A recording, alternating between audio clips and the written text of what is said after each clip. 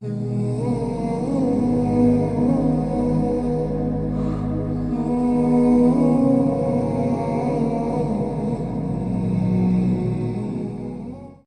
کرنا سیکھو گے. یاد رکھو میرے بچوں، اگر آپ صبر سیکھ گئے تو کوئی آپ کو پکڑ نہیں سکے گا. یہ جو ریسنگ گاڑیاں ہوتی ہیں نا، فراری اور مختلف ان کے نام ہیں، مشہور فراری ہے، اٹلی میں بنتی ہے. لمبرگینی، یہ دونوں بنتی ہیں وہاں اٹلی میں. اور اس میں جو آدمی جا رہا ہو اس کے لیے سپیڈ لمٹ کی قید کوئی نہیں، ورنہ سب گاڑیوں پہ 120 کلومیٹر پر کے اوپر جائیں گے تو جرمانہ ہوگا. لیکن جو آدمی لمبرگینی میں جا رہا ہے یا فراری میں جا رہا ہے اس کے لیے کوئی جرمانہ نہیں، چونکہ وہ یوں کرو تو 1 سیکنڈ میں وہ 120 پہ چلی جاتی ہے، صرف اتنا کرنے سے شم ایسے جاتی ہیں.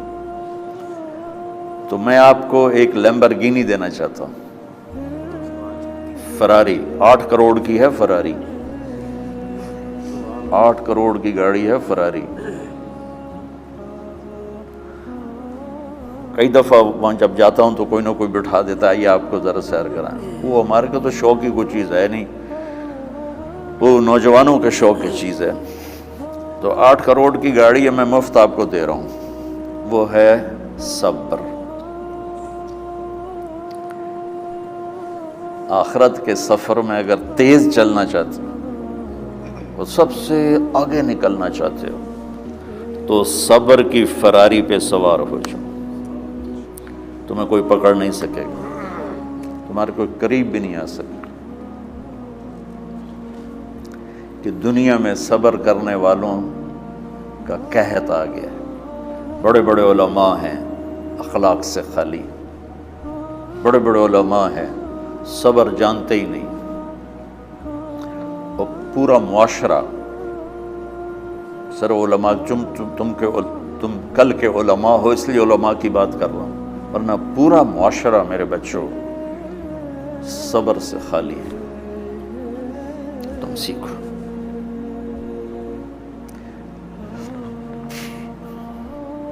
دیکھو میری ایک بات سنو، علم کی کمی ہو تو اچھے اخلاق اس کو چھپا دیتے ہیں، اخلاق کی کمی ہو تو بڑے سے بڑا علم بھی اسے چھپا نہیں سکتا. سارے عیب ہوں اور اخلاق اچھے ہوں تو اخلاق وہ چادر ہے جس میں سارے عیب چھپ جائیں گے. بس ساری صفتیں ہوں اور بد اخلاق ہو تو ہر صفت کو بد اخلاقی چھپا دے گی. میرے نبی نے نماز لمبی پڑھی، اللہ نے روک دیا، کہ نہیں چاہیے. ما انزلنا علیک القرآن لتشقی، مختصر نماز پڑھیں، درمیانی نماز پڑھیں. پیسہ سارا خرچ کر دیا، اللہ نے روک دیا. ولا تبسطها کل البسط، میرے نبی سارا خرچ نہ کرو، کچھ بچا کے بھی رکھو. تبلیغ میں اپنی جان کھپائی، اللہ نے اس سے بھی روک دیا. فلا تذهب نفسك علیہم حسرات، تبلیغ کرو خود نہ مر جاؤ. تبلیغ کتنا بڑا عمل ہے، اللہ نے کہا اعتدال سے. نماز کتنا بڑا عمل ہے، اللہ نے کہا درمیانہ ہاتھ رکھو. مال خرچ کرنا کتنا بڑا عمل ہے، اللہ کا درمیانہ ہاتھ رکھو. جب میرے نبی میں نے اخلاق میں بلند پرواز دکھائی تو اللہ نے کہا شاباش انک لعلی خلق عظیم. میرا نبی میں آپ کو شاباش دیتا ہوں، آپ کے اخلاق بڑے عالی شان ہیں. یہ نہیں کہا کہ اتنے بھی ذرا تھوڑا اکھ بھی کھائی کر کو کوڑا ہویا کر. تو تم مولوی بڑے غسیلے ہوتے ہو. تم میرے بچے بیٹھو نا، اس لیے بات کر رہا ہوں. صبر نام کی شے ہی نہیں ہوتی. فقہ پڑھنا تو ہماری مت ماری جاتی. قرآن کو بھی فقہ کے انداز میں پڑھتے ہیں، حدیث کو بھی فقہ کے انداز میں پڑھتے ہیں. بخاری سے زیادہ امام بخاری پڑھاتے ہیں. ترجمۃ الباب پہ اتنا وقت لگا دیتے ہیں کہ حدیث جو اصل چیز ہے اس کی طرف توجہ نہیں جاتی. امام بخاری کی کتاب کا مقدمہ کوئی نہیں، تو اس پر جب بخاری شروع ہوتی ہے تو ہفتہ ہفتہ اس پہ سبق چلتا ہے کہ امام بخاری نے مقدمہ کیوں نہیں لکھا. جی میں سارے مل کے یعنی امام صاحب نے تو گلاں کی جاتی. میں اس کا اتنا آسان 1 منٹ میں اس سارے سبق کو ختم کر دیتا ہوں بخاری شریف کے، کہ دیکھو بھائی امام صاحب کا دل نہیں کیا مقدمہ لکھنے کو، اس لیے انہوں نے نہیں لکھا. گلوں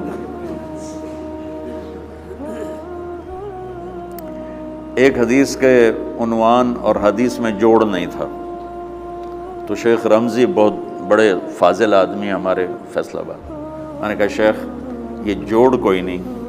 کہا شیخ ھذا من اصعب ابواب البخاری، یہ بخاری شریف کے مشکل ترین ابواب میں سے. میں نے کہا بڑا آسان کام ہے، امام بخاری بھول گئے، ترجمہ کوئی اور تھا، حدیث کوئی اور لکھ دی، بھول گئے. بشری تو ہیں، کیوں بچوں نو مصیبت وچ پان دیا. تو بچوں شوق سے جاؤ، بہانے نہ کرو. ہماری ذرا تھوک ڈال کے پیٹ میں درد، وہ شامہ پہ جاؤں گیا پھر توڑیاں. ٹھیک ہے نا، میں زیادہ بول نہیں سکتا ہوں، ضروری سمجھ کے آیا تھا کہ تم خوشی سے جاؤ.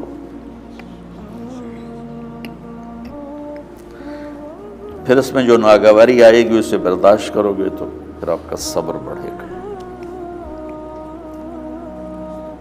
تو میں صرف میری شہرت نظر آتی ہے، اس میں جتنا مجھے صبر کرنا پڑا ہے وہ تمہارے سامنے نہیں ہے.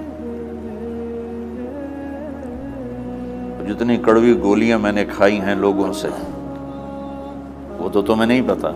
اب تمہیں اتنا نظر آتا ہے کہ واہ واہ ہو رہی ہے آگے پیچھے لوگ. میرے اللہ کا کرم ہے، میری کیا اوقات. آج ہوں کل مر جاؤں گا، اولاد کو بھی یاد نہیں رہے گا کہ طارق جمیل کون تھا. جو ہے اس میرے رب کا کرم ہے. مجھے اپنی شہرت سے کبھی دھوکہ نہیں لگا. تو میرے بچوں اس لیے بتا رہا ہوں، کوئی فخر نہیں، کہ مجھے اپنی شہرت سے کوئی دھوکہ نہیں، ایک لمحے کے لیے بھی مجھے دھوکہ نہیں.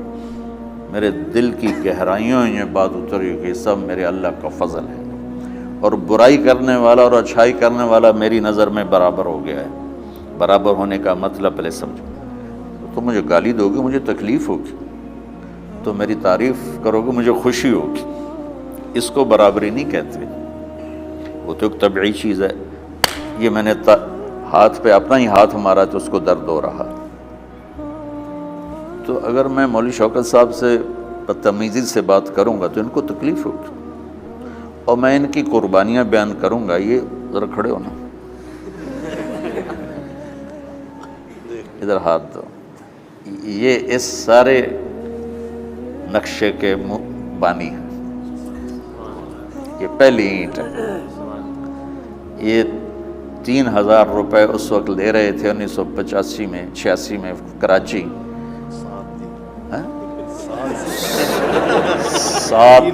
7,000 ان کی تنخواہ تھی، اور میں نے ان کو تلمبے میں بلایا 900 روپے مہینے پر.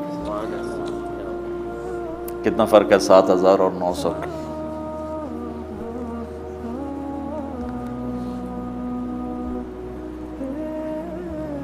لوگ میری تعریف کرتے ہیں، میں اللہ کا شکر ادا کرتا ہوں، اور اس پہ میں تکبر میں نہیں آتا. یہ ہے مدح اور ذم برابر ہو جائے، یعنی تعریف کرنا اور برائی کرنا برابر ہو جانے کا مطلب یہ نہیں ہے کہ برائی سن کے اثر نہیں ہوتا اور تعریف سن کے اثر نہیں ہوتا. نہیں، برابر ہونے کا مطلب بتا رہا ہوں. اس کی توفیق، تائید، رحمت اپنی اولاد کو بتا رہا ہوں.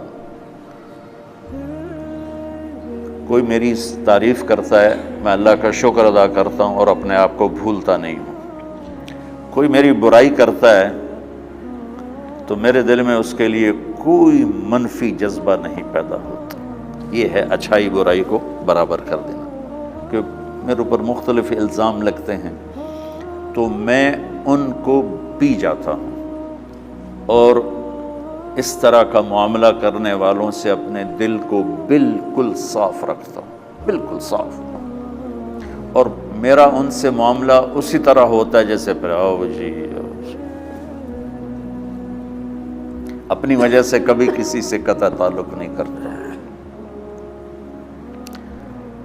تو بچوں، صبر بہت بڑی دولت، یہ تمہاری تبلیغی زندگی میں بھی کام آئے گی، علمی زندگی میں بھی کام آئے گا، جب تم گھر والے بنو گے، شادیاں ہوں گی، اس وقت یہ کام آئے گا۔ ٹھیک ہے، اب بہانہ تو نہیں کرو گے نا، خوشی سے جاؤ گے نا؟ چلو، السلام علیکم۔